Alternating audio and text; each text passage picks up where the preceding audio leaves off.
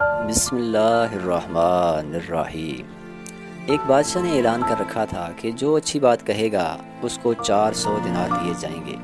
ایک دن بادشاہ اپنی رعایا کی دیکھ بھال کرنے کے لیے باہر نکلا۔ راستے میں اس نے دیکھا کہ ایک 90 سال کی بوڑھی عورت زیتون کا پودا لگا رہی ہے۔ بادشاہ نے اس سے کہا کہ اماں جی آپ 5-10 سال میں مر جائیں گی اور یہ درخت 20 سال بعد پھل دینا شروع کرے گا، تو اتنی مشقت کرنے کا آپ کو کیا فائدہ؟ بوڑھی عورت نے جواباً کہا، اے بادشاہ، جو پھل ہم نے کھائے ہیں وہ ہمارے بڑوں نے لگائے تھے اور اب ہم لگا رہے ہیں تاکہ ہماری اولاد کھائے۔ بادشاہ کو اس بوڑھی عورت کی بات بہت پسند آئی اور اس نے حکم دیا کہ اس کو 400 دینار دے دیے جائیں۔ جب بوڑھی اماں کو 400 دینار دے دیے گئے تو وہ مسکرانے لگی۔ بادشاہ نے پوچھا، اماں جی آپ مسکرا کیوں رہی ہیں؟ بوڑھی عورت نے کہا، اے بادشاہ، زیتون کا درخت 20 سال بعد پھل دینا شروع کرتا ہے، جبکہ میرے درخت نے اب سے ہی پھل دینا شروع کر دیا ہے۔ بادشاہ کو اس کی یہ بات بھی بہت اچھی لگی اور اس نے حکم جاری کیا کہ اس کو 400 مزید دینار دے دیے جائیں۔ جب اس عورت کو 400 دینار مزید دے دیے گئے تو وہ پھر مسکرانے لگی۔ بادشاہ نے پھر پوچھا، اماں جی اب کیوں مسکرا رہی ہیں؟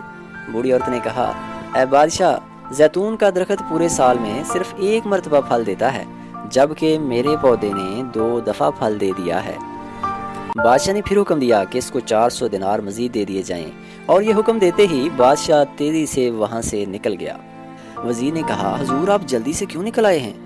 بادشاہ نے کہا، اے وزیر، اگر میں مزید اس عورت کے پاس رہتا تو میرا سارا خزانہ خالی ہو جاتا، لیکن اس عورت کی حکمت بھری باتیں کبھی ختم نہ ہوتی۔